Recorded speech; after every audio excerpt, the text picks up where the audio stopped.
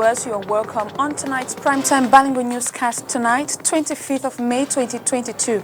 Our headlines this evening: 200 billion CFA francs is the sum solicited as the Minister of Finance, Louis-Paul Motaze, has reiterated Cameroon's need for investors encountered in Cameroon, Gabon, and the Democratic Republic of Congo. Cameroon has in the past paid 4 public debts, as a fifth will be repaid on the 5th of November 2023. 200 billion for a period of 7 years is a sum and time frame stipulated by the finance minister to clear the debt. Plus, victims of the Dikolo Bali demolition exercise are demanding apt compensation, as many have legitimate land titles to their former property.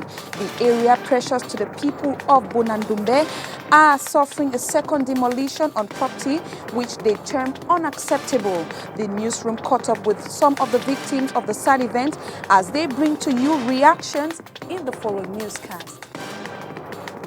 And those are our top stories. Hello viewers, you're welcome on tonight's primetime bilingual newscast on Spectrum Television. We begin the newscast in the French language with Oriane Donken. Good evening, Oriane. Bonsoir Joséphine Bindi. Mesdames et messieurs, bonsoir et bienvenue au journal. Nous démarrons en économie avec l'emprunt obligataire 2022. Le gouvernement veut plus de 200 milliards de francs CFA. Le Cameroun revise ainsi son objectif à la hausse. C'est désormais 250 milliards de francs CFA qui sont convoités. Le taux d'intérêt de cet emprunt obligataire est de 6,25% au lieu de 6% comme a fixé antérieurement. Mireille Chabzi. La présence de l'Agence de promotion des investissements, en abrégé API, à la deuxième. La Banque africaine de développement BAD vient d'approuver une facilité de 927,5 milliards de francs CFA pour aider les pays africains dont le Cameroun. Ceci en vue de prévenir une crise alimentaire importée du conflit entre la Russie et l'Ukraine, 2 pays parmi les plus gros fournisseurs de blé du monde. Cette facilité africaine de production alimentaire d'urgence est une initiative qui vise à aider les petits exploitants agricoles afin de combler le déficit alimentaire. Elle permettra la fourniture des semences certifiées à 20 millions de petits exploitants agricoles. Elle élargira l'accès aux engrais et leur permettra de produire rapidement 38 millions de tonnes de denrées alimentaires. La facilité créera également une plateforme pour plaider en faveur de réformes politiques essentielles afin de résoudre les problèmes structurels qui empêchent les agriculteurs de recevoir des intrants modernes, a indiqué la Banque africaine de développement.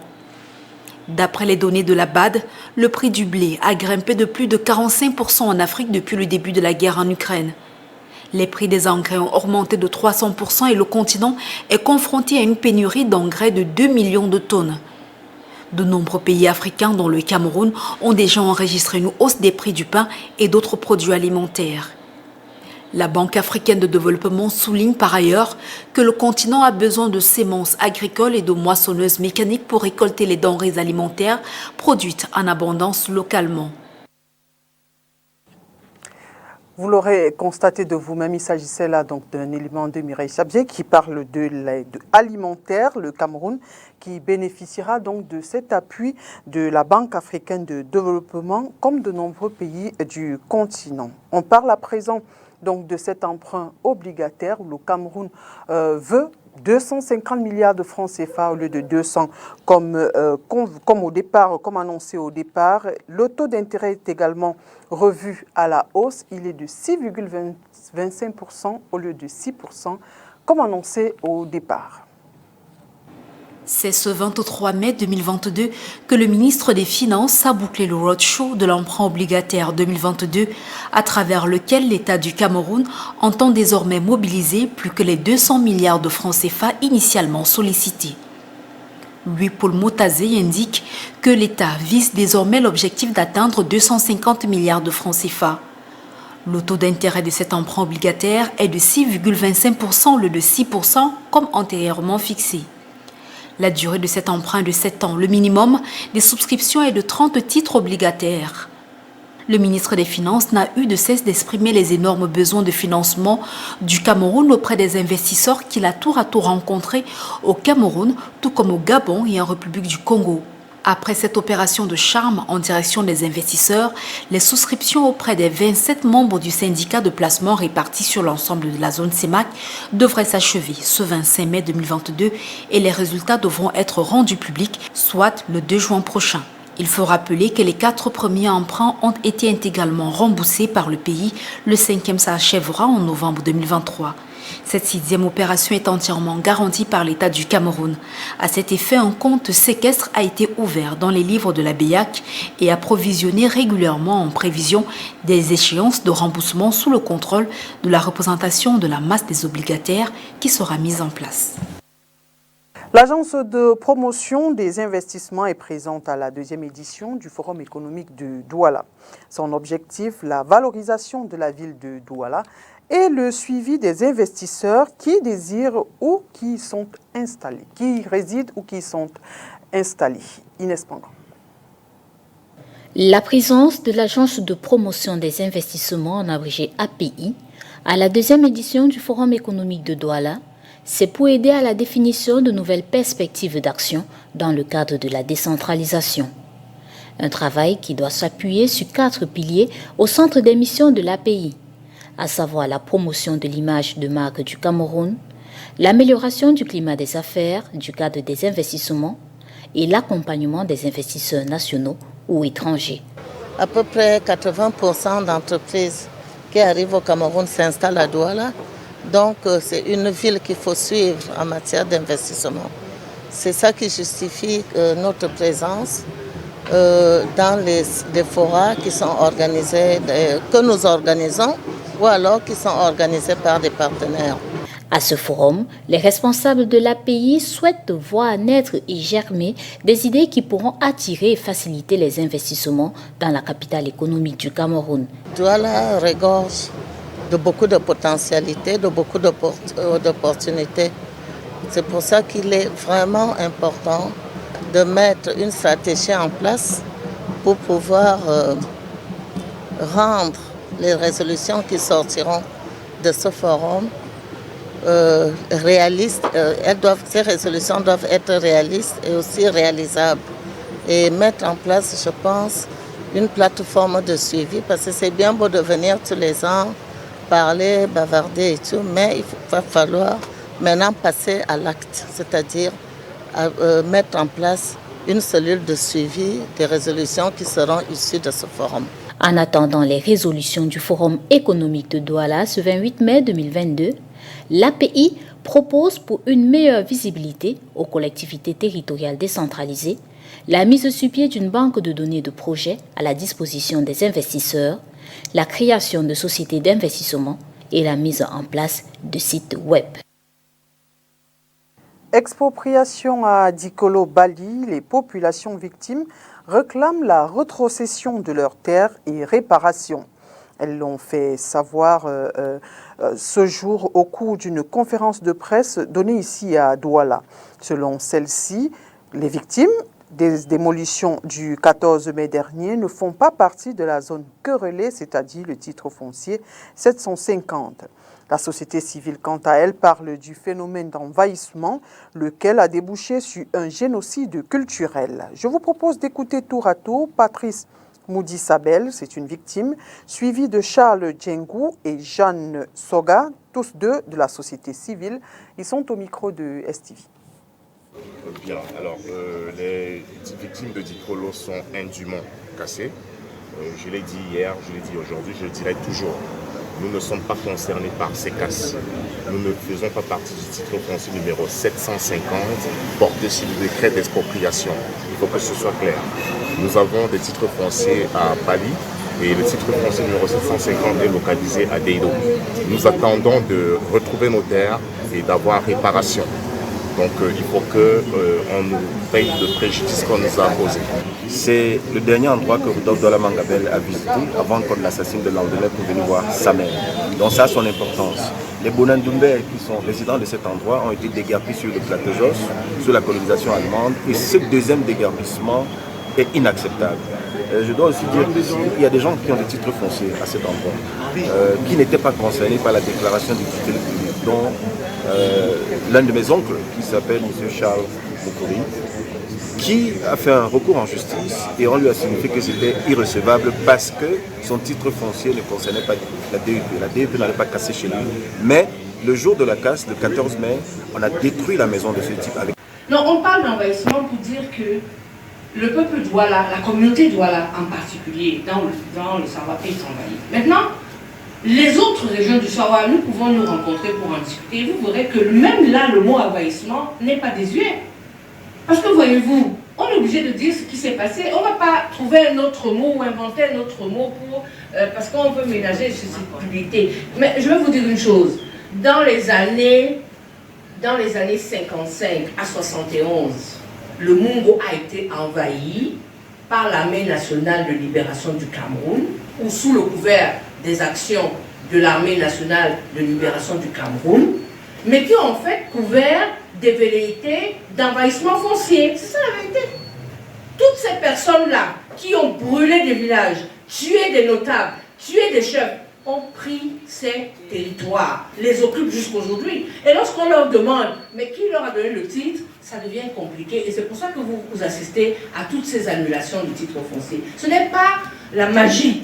J'entends dire que oui, le ministre des Affaires foncières annule des titres fonciers. Non, ce ne sont pas des annulations à l'emporte-pièce. Ce sont des annulations qui répondent à une demande des populations autochtones minoritaires qui posent la question de la propriété, qui disent, ok, celui-ci, il est installé, il a 2000 hectares, quand les membres de sa famille décèdent, on va les enterrer à Ebolova, on va les enterrer dans l'extrême nord, on va les enterrer à Bafan, à Bapoussam ou à Ngwamapubi, dans le village de mon père. Mais comment ils font pour avoir 2000 hectares ici, dans ce Mungo? Et en ce moment-là, on commence à remonter l'histoire. Et ce phénomène d'expropriation donne des insomnies aux populations de Japoma, précisément celles de Mayo City et Beach. Elles sont descendues dans la rue, pancarte en main, pour décrier le phénomène. En effet, des agents de la communauté urbaine sont descendus hier avec des engins et des hommes armés pour déguerpir les ménages et procéder aux casses. Plusieurs maisons ont été marquées et celles-ci ont un délai de 48 heures pour déguerpir. Nous poursuivons ce journal avec vous, Joséphine Bidi.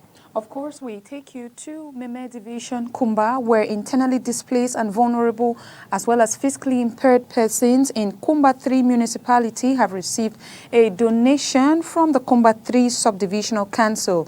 The beneficiaries were handed over foodstuffs of bags of rice, cement, and more by the mayor of the Kumba 3 Subdivisional Council, Dr. Isaac Nguba Mukwele, in the presence of the Chief of Center of Social Affairs. The donation ceremony, which took place in the chambers of the Kumba 3 subdivision, is a minimum package from the Ministry of Social Affairs. More of that donation in the following interview by the mayor. That one of the missions of the council is to improve on the living standards of the entire population of the municipality. We have a large population of IDPs, we have handicapped, we have many vulnerable populations. So we thought it wise that within the means that was made available for us, we can get people to at least feed themselves for a few days. Following the amount that we had as well, we decided to buy some materials, essential materials that will help IDPs. And we have here IDPs, we have widows, we have handicapped people, we have people who need to further their education, like the young girl we gave a laptop to. So it is our mission to improve on the living standard and living conditions of our population. And that is what we are trying to do here today. We now take you to the northwest region of Cameroon, where health concerns and rural pollution characterizes the city of Bamenda. Heaps of trash have swallowed the capital of the northwest region, a situation which poses high health hazards for inhabitants of Bamenda. Details with Catherine Kone.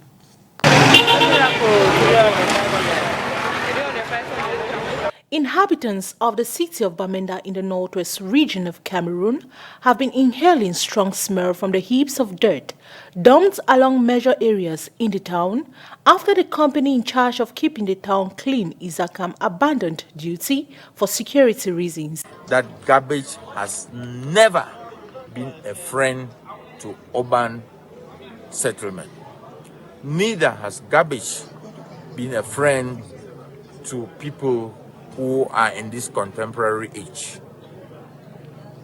So whosoever thinks that garbage can be his or her friend without the source of your coming forth. So we are believing that whosoever, wherever you are, and whatever you think, whatever you do, you should be sure that garbage has never been friendly to anybody. And those who think, I say it again, those who think that garbage should not be cleaned from the streets of Bamenda, they are actually injecting the Bamenda population with slow poison. This is another way of genocide. I may use these words, but I think if there is an outbreak of cholera in this town, it will not distinguish between those who are for or who are not for. Everybody will pay a very high price. So I am appealing by this to all and sundry that garbage is a collective responsibility. And everybody, whether by way of mouth, by way of your... Today, the Bamenda food market and other areas are littering with dirt, stinks and makes the environment uncomfortable for business persons. We have food sellers in Bamenda, they buy and sell them. We are begging the authorities here in Bamenda that they should come to our aid. We are suffering. The situation in Bamenda is very pathetic. There is dirt literally everywhere in town. Everywhere is dirt. We cannot eat, we cannot breathe. And it's very, we are very surprised when they say there's cholera. They have airborne disease, but yet they are keeping this type of dirt in the town. We know that it's not their fault.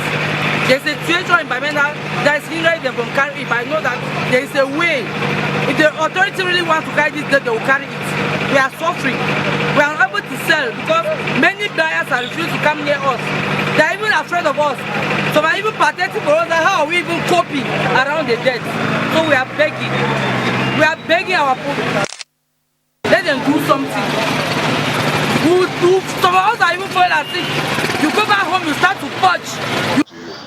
There are a lot of flies. They come around, especially when I want to sell food to my customers.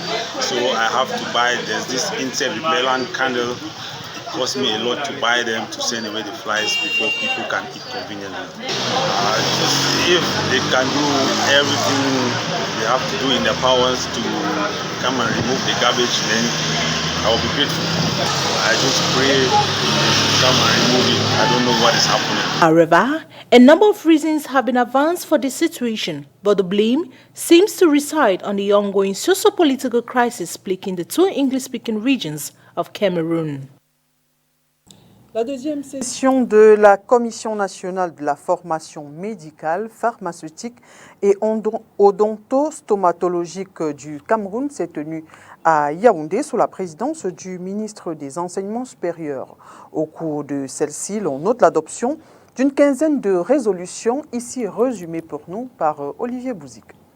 Au terme des 2 jours des travaux convoqués par le ministre des Enseignements supérieurs dans le cadre de la 10e session de la Commission nationale de la formation médicale, pharmaceutique et odontostomatologique du Cameroun tenue à Yaoundé, les commissaires ont pris entre autres résolutions que désormais, pour les formations, la détermination du nombre de places à ouvrir en cycle de spécialisation et d'internat sera faite après l'expression des besoins du ministère de la Santé publique et la validation de la capacité d'accueil et d'encadrement de la faculté de médecine et des sciences biomédicales de l'Université de Yaoundé 1. Cette commission décide également de la levée de 2 ans d'ancienneté comme condition d'éligibilité à compter de l'année académique 2022-2023 en conformité avec le décret du 19 janvier 1987 en vue de permettre au personnel de la santé de répondre avec efficacité aux aspirations légitimes des populations à une meilleure prise en charge médicale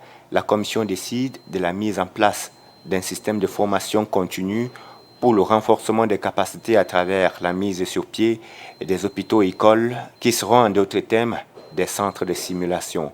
Pour faire face au cas de Pied-Bot aux malformations génitales au Cameroun, les commissaires décident de l'intégration et de la généralisation de la méthode Ponseti dans le curricula de formation des médecins dans les établissements de formation médicale.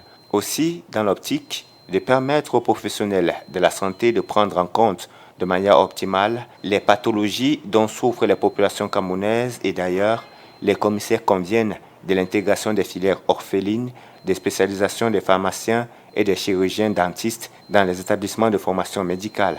Enfin, la commission décide de la mise sur pied d'un comité technique co-présidé par le recteur de l'Université de Yaoundé 1 et le représentant du ministère de la Santé publique à l'effet d'accélérer la réflexion sur le statut académique à conférer aux médecins spécialistes qui assurent l'encadrement des étudiants dans les formations hospitalières. L'intégration directe à la fonction publique pour les enseignants sortis de l'école normale supérieure et des écoles normales d'enseignement technique à partir de 2023. L'information est contenue dans une note conjointe du ministre de l'Enseignement supérieur et du ministre de la Fonction publique et de la Réforme administrative. On fait le point avec vous, Mireille Sabzé. Jacques Famdongo, le ministre de l'Enseignement supérieur, et Joseph Lé, ministre de la Fonction publique et de la Réforme administrative, ont saisi le secrétaire général des services du Premier ministre pour proposer cette suspension de l'intégration directe à la fonction publique des enseignants sortis des écoles normales supérieures et des écoles normales supérieures de l'enseignement technique. Ce texte reste donc à l'appréciation du Premier ministre qui prendra la décision finale qui devra être appliquée dès 2023. Pour les enseignants, ceci était prévisible. Quand on a vu comment les recrutements depuis au moins 2014 dans les écoles normales et les INSET se faisaient à compte-gouttes, précisément 5 par filière, au maximum 10, on a bien senti qu'il y avait déjà une difficulté de l'État à intégrer les diplômés des écoles normales et des INSET. C'était véritablement prévisible. Ce projet de décision qui suspendra bientôt l'intégration des enseignants n'est certes pas surprenant. Toutefois, le corps enseignant avoue qu'il y a de quoi s'inquiéter, déjà au vu du manque criard d'enseignants formés sur le terrain. Nous savons que nous sortons d'une grève des mouvements OTS et OTA qui portaient précisément sur les conditions de travail des enseignants, les conditions de vie des enseignants. S'ils ne sont plus intégrés, je pense que cela va encore accentuer les mauvaises conditions parce qu'ils seront laissés parfois à la merci des établissements privés qui n'ont pas toujours un traitement salarial favorable. Il est clair que le gouvernement est engagé financièrement. Vous savez qu'il y a un emprunt obligataire de près de 200 milliards qui a été lancé récemment par le gouvernement. Il est véritablement asphyxié. Vous savez que la dette de l'État envers les enseignants est déjà colossale. On parle de 180 milliards que l'État n'arrive pas déjà à payer. Et s'il faut continuer à intégrer les enseignants, je pense que dans 6 ans, la dette pourra véritablement doubler. À cet égard, l'on ne peut que s'interroger sur les raisons de cette asphyxie financière du gouvernement dont les causes ne sont pas très loin de la malgouvernance et des détournements des deniers publics.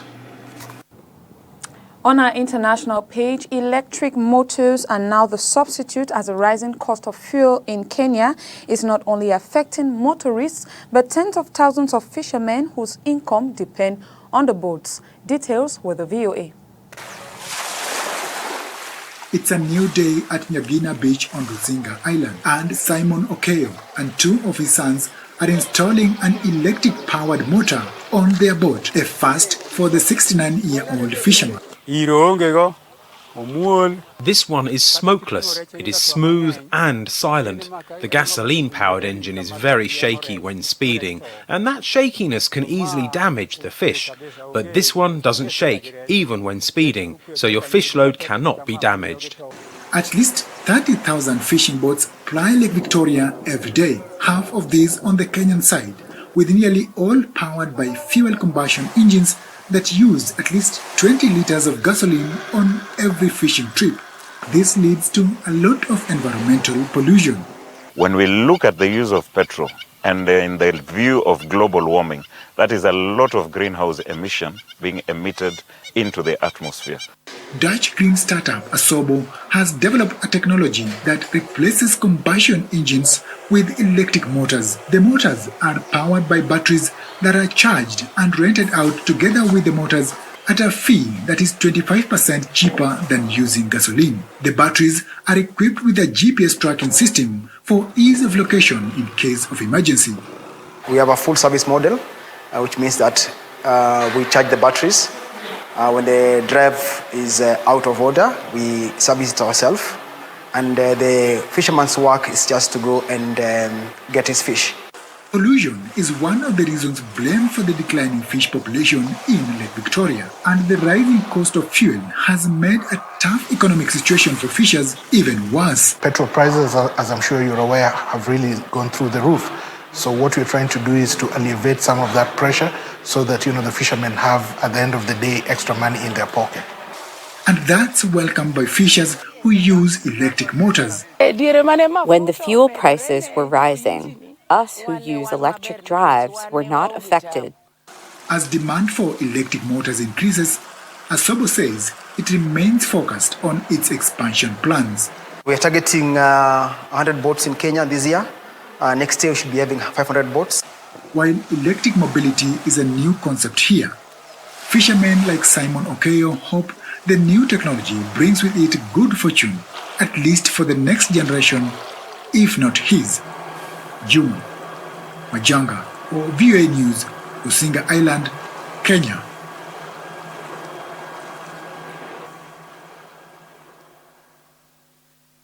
And it is with that VOA report that we close the curtains for tonight's newscast. Thanks for watching and good night. Good night to you, Rian. Bonne soirée, Joséphine Bindi. Mesdames et messieurs, merci d'avoir été des nôtres et bonne suite des programmes sur Spectrum Télévision.